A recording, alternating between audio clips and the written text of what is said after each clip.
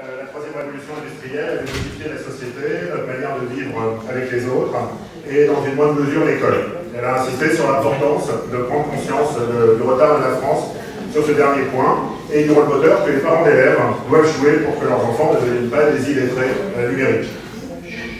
François Lannes, vice-président de la PEP, a ensuite présenté la journée en rappelant l'omniprésence de l'informatique dans l'ensemble des métiers que les élèves exerceront demain et la vitesse à laquelle des métiers disparaissent pour être remplacés par d'autres.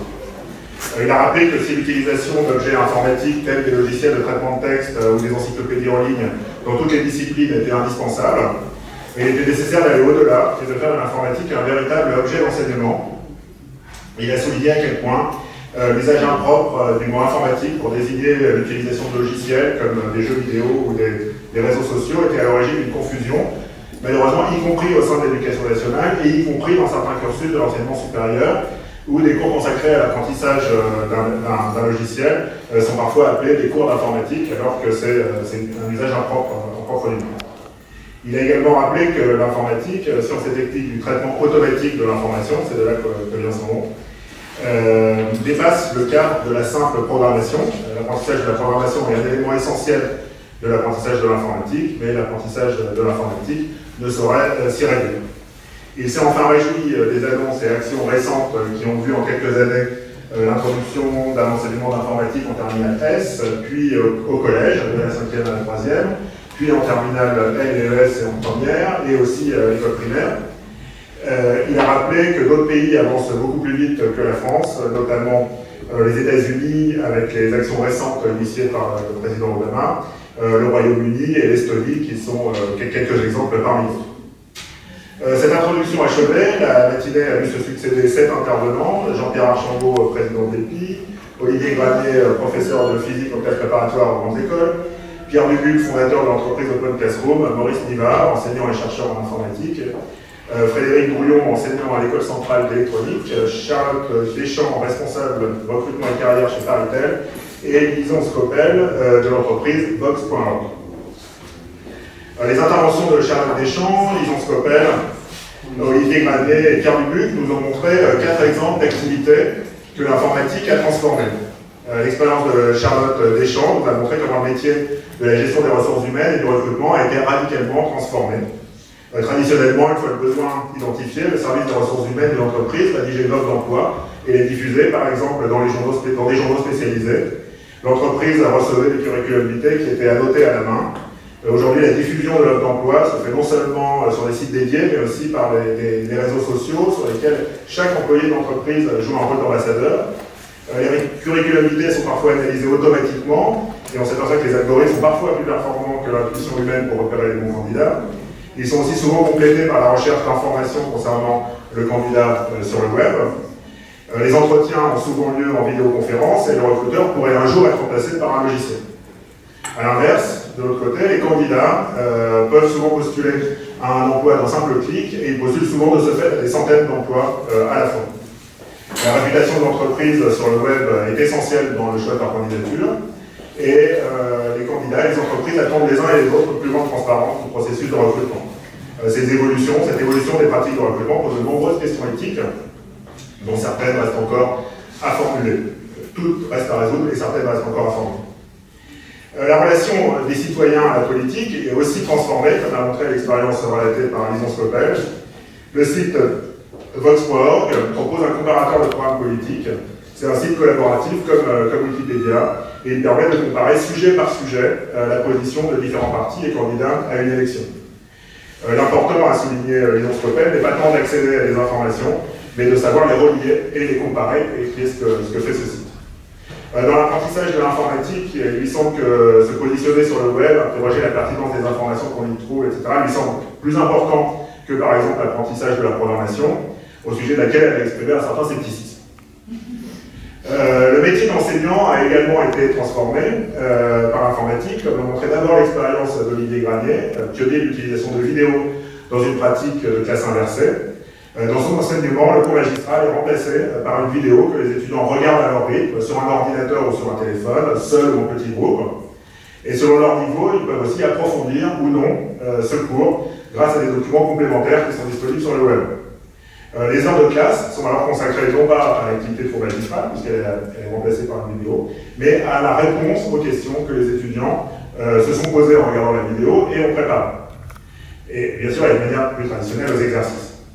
Olivier Granier a évoqué des prolongements possibles de cette expérience, de cet enseignement, par exemple en permettant aux apprenants, aux élèves, d'échanger sur des forums, de poser les questions à leurs camarades et de répondre aux questions de leurs camarades, ce qui rendrait encore plus efficace le processus, puisque le professeur aurait encore moins de choses à faire, pour se consacrer, par exemple, à faire plus d'exercices.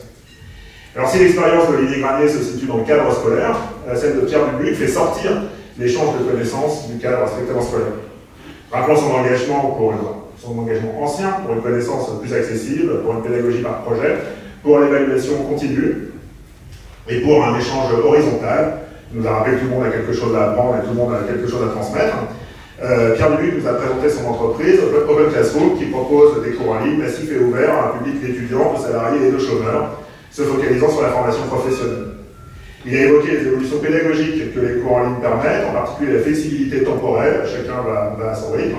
Il a également brièvement présenté le modèle économique de son entreprise et montré comment le marché, alors j'ai mis le mot marché entre guillemets, mais à l'oral je vais dire le marché de l'éducation et notamment de la formation permanente a été transformé par l'informatique. Concluant sur le projet Cascode de Open Classroom et les partenaires, il a insisté sur les enjeux de société que représente à ses yeux la littératie numérique. Alors, plus centré sur l'enseignement d'informatique proprement dit, l'intervention de Jean-Pierre Archambault a commencé par rappeler les différents statuts pédagogiques de l'informatique qu'il importe de démêler. L'informatique est un outil pédagogique finalement assez peu utilisé à la disposition de tous les enseignants pour enseigner leur discipline. Alors, plus répandue est l'utilisation d'objets informatiques comme des traitements de texte, des encyclopédies en ligne, etc. pour chez soi préparer ses cours. Ensuite, les enseignants des filières techniques et professionnelles ont intégré à leur enseignement les machines à commande numérique, les traitements de texte, les bases de données, etc., qui ont remplacé les anciennes machines-outils, machines à écrire et fiches en carton. Alors, la machine à écrire, c'est un très bon exemple, puisque la dernière machine à écrire est sortie de la dernière chaîne de fabrication de machines à écrire il y a un peu moins d'1 an. Donc, toutes les machines à écrire aujourd'hui sont des antiquités. Jean-Pierre Archambault nous a rappelé que l'informatique est surtout une discipline scientifique et technique que l'on doit enseigner comme on enseigne l'histoire, les mathématiques ou l'anglais. Et l'omniprésence de l'informatique, que nous ont rappelé Valérie Marty, François Lave, Charles Deschamps, Léon Scopel, Olivier Granier et Pierre Dubuc, fait que l'informatique est un savoir aussi fondamental que la lecture, l'écriture ou l'arithmétique, pour préparer les élèves aussi bien à leur vie professionnelle qu'à leur vie de citoyen. L'échec du B2I peut s'expliquer par la confusion de ces différents statuts qui ont laissé croire qu'il suffisait d'utiliser des outils pour comprendre les notions fondamentales. Et Jean-Pierre a conclu en soulignant que les avancées effectuées depuis 2007, après un hiver pédagogique qui a duré plus de 10 ans, mais le problème de la formation et du recrutement des maîtres perdure. Et il ne pourrait être résolu que par la constitution de corps d'enseignants et la création de concours de recrutement, le CAPES et l'agrégation. Maurice Nivas, qui s'est concentré davantage sur l'école primaire, a rappelé les liens entre l'informatique et l'ensemble des disciplines enseignées à l'école primaire, notamment le français. Au lieu de créer une nouvelle discipline à l'école primaire, parce que les questions étaient entendu différentes au collège et au lycée, Maurice Nivas a souligné l'importance de la cohérence de l'enseignement à l'école primaire, la transversalité de la notion d'algorithme et le potentiel des disciplines déjà enseignées, comme le calcul et la grammaire. L'apprentissage de la division est par exemple un bon moyen d'introduire l'idée d'une pluralité d'algorithmes permettant de résoudre un même problème. Il y a plusieurs manières de faire une division. Et l'apprentissage de la grammaire est un bon moment pour souligner le caractère algorithmique de ces règles. Il a rappelé les liens anciens entre l'informatique et l'étude de la langue, en prenant comme exemple l'analyse textométrique de l'œuvre de Rabelais, qui nous révèle qu'après Dieu, le mot le plus fréquemment employé par Rabelais est le mot cheval, ce qui reflète l'importance du cheval à l'époque de Rabelais. Alors, il a souligné ensuite que, contrairement à l'époque de Rabelais, notre époque regorge de mots liés à l'informatique. Et là, j'ai noté quelques exemples, mais je n'ai pas réussi à tous les noter, tellement il y avait vite. Machine, algorithme, bureautique, système, virus, pare-feu, etc. Et de même qu'un enseignement qu'on peut qualifier de pré-scientifique à l'école primaire apprend à distinguer la masse et le poids, la chaleur et la température, etc., sans avoir l'ambition de former des scientifiques, L'enseignement de l'informatique à l'école devrait accorder une place importante à la compréhension de la signification de ces mots. Et ensuite insister, comme d'autres, sur le fait que le choix des mots est important. L'introduction de néologismes tels que numérique ou code introduit de nombreuses confusions que le mot informatique évite. Il est enfin conclu sur l'importance de la formation des maîtres, et en particulier sur le rôle des SP dans lesquels il faut faire entrer davantage, sur lesquels il faut faire entrer un véritable enseignement de l'informatique pour préparer les maîtres à enseigner l'informatique aux enfants. L'intervention de Frédéric Drouillon va à certains égards dans le même sens que celle de Maurice Niva. Il a insisté sur les liens entre les langues naturelles et les langages de programmation. Un algorithme, une manière de faire, peut se décrire dans de nombreux langages qui vont de la langue naturelle, des langues naturelles, au langage de programmation. Notre savoir-faire linguistique et nos grammaires s'adaptent à des objets techniques diversifiés, alors des ordinateurs, mais aussi il a pris l'exemple du microblogging qui change, qui crée de nouvelles grammaires. Et il a rappelé que de même, les organisations, telles les entreprises, créent leur propre structure et leur propre grammaire. Il a ensuite insisté sur la dimension créative de la programmation. Le code n'est pas un outil, nous a-t-il rappelé, mais une œuvre, et écrire un programme est une réelle expérience que vit le développeur, dans laquelle la surprise et la serendipité jouent un rôle essentiel. Comme dans toute activité créative, il faut savoir se laisser surprendre, et il faut savoir essayer d'abord, se laisser surprendre et modifier son œuvre. Alors après cette matinée de conférences et débats, l'après-midi a été consacré à des ateliers plus interactifs, un groupe plus restreint consacré au projet ClassCode, à la communication entre parents et enseignants, à la didactique de l'informatique, à l'apprentissage du code, à l'informatique au lycée, à l'importance des données et à l'usage pédagogique des tablettes. Alors derrière la diversité des interventions qui se sont succédées et qui ont donné lieu à des débats souvent contradictoires et parfois animés, un certain nombre d'idées forces et consensuelles semblent émerger. Donc consensuel ne signifie pas qu'il y a une unanimité, mais qu'il y a un certain consensus, une certaine majorité d'opinions qui se manifeste. Alors la première de ces idées me semble être l'importance de l'enseignement de l'informatique pour préparer les élèves à vivre dans le monde d'aujourd'hui et de demain. Il faut cesser de dire le monde de demain, parce que le monde de demain, il est déjà là un peu aujourd'hui. Aussi bien dans leur vie professionnelle que dans leur vie citoyenne. Première idée. Deuxième idée, l'idée que l'informatique est une activité qui stimule l'imagination des élèves, qui stimule leur créativité et leur capacité à construire des projets, et qu'en tant que telle, c'est une activité qui contribue à l'éducation et à l'instruction des élèves. Troisième idée, l'idée que l'informatique doit être dissociée de l'apprentissage des usages des objets numériques, des objets informatiques, ça a été dit par plusieurs intervenants.